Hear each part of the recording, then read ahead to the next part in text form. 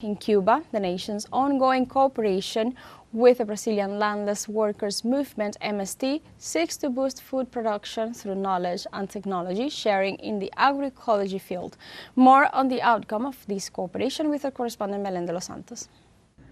22 tons of black bean grains have arrived to Cuba, headed to different plantations and institutions within the country.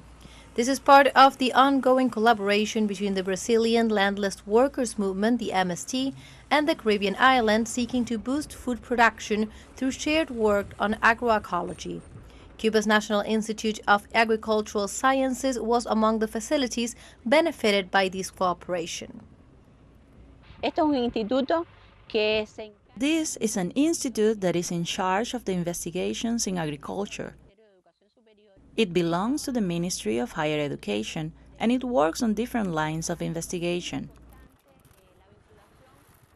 Our link to Brazil's landless workers movement is very important to us for its experiences in the use of agroecology, bioinputs, and in the obtention of varieties and in the production of grains in particular. We are very hopeful that the results we've seen in Brazil may work here in Cuba as well. The investigation teams in the Caribbean nation are now ready to begin analyzing the adaptability of these grains in Cuban soil through the incorporation of different techniques. The objective is to boost productivity. The Brazilian MST, a decades-old rural workers movement with vast experience in agroecology, believes it can be achieved through collaboration, including the exchange of technical teams and the sharing of technology. And in this way, we are trying to think how to contribute in the process of technological exchange, increasing productivity, thinking about other genetic varieties that can contribute to Cuba. And that's how we cooperate, what we call a solidarity cooperation between the MST and Cuba. For example, Cuba developed a range of bioinputs that also contributed with the MST, thinking in terms of what are the potentials in which we can carry out a joint work.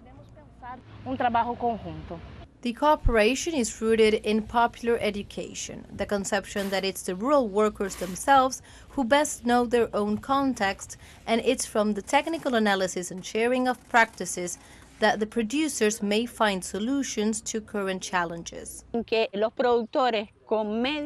That producers, with the means they have in their own lands, in their own context, be able to produce.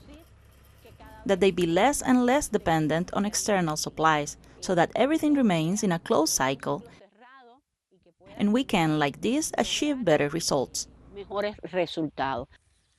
While boosting food production is key to any country in the global south, this is particularly true in Cuba, where the U.S.-imposed blockade hinders access to basic supplies and machinery, forcing the nation to rely on imports that condition the local economy. In a world in which food production seems to respond more to market cues than to community needs, the exchange seeks to find alternative ways of production through the cooperation between Brazilian and Cuban workers. That is why agroecology is so important for food sovereignty as well. So, in spite of having the blockade, we have to fight against it. We have to, as Cubans say, make something up that help agroecology make it better. Belén de los Santos for TeleSUR English, Mayabeque, Cuba.